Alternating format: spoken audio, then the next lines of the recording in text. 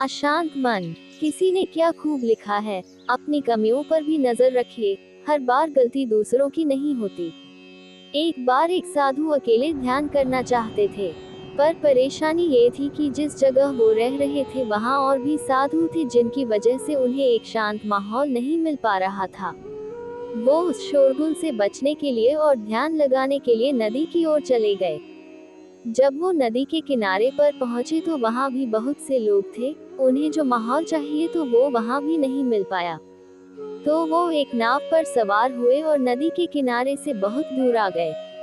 कुछ दूर जाने के बाद उन्हें शांत माहौल मिल गया। उन्होंने वहां नाव रोक ली और ध्यान करने लगे। सब कुछ सही चल रहा था, लेकिन तभी उन्हें कुछ हलचल महसूस हुई। उन्हें लगा कि कोई और भी वहां आ गया है और उनकी नाव को हिला रहा है, उस पर बार बार टक्कर मार रहा है। धीरे धीरे उन्हें गुस्सा आने लगा। उन्होंने अपनी आंखें खोली और देखा कि सामने एक खाली नाव खड़ी है, जो बार बार पानी के बहाव के कारण उनकी नाव को टक्कर मार रही थी।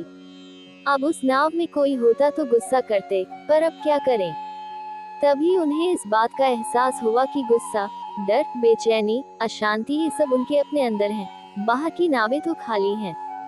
उन्होंने खुद को ठीक किया और वापस ध्यान में बैठ गए।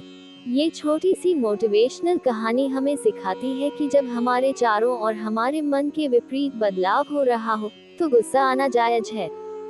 हमें चिंता भी होने लगती है, पर यह समय होता है जब हमें उस बदलाव के साथ संतुलन बनाने की कोशिश करनी चाहिए। कई बार जरूरत गुस्सा करने के बजाय खुद को बदलावों से जोड़ने और उस बहाव के साथ बहते रहने की होती है।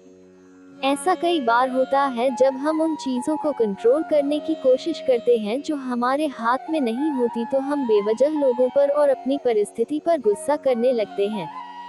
हमें ये लगने लगता है कि सारी दुनिया हमारे खिलाफ हो चुकी है और हम जो कुछ कर रहे हैं दूसरे उसे होने नहीं देना चाहते।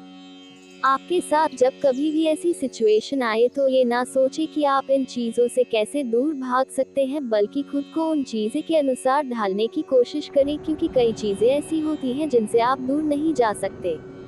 अगर आप भीड़ में हैं तो उस भीड़ को आप दूर नहीं कर सकते, आपको उसी के अनुसार खुद को ढालना पड़ता है।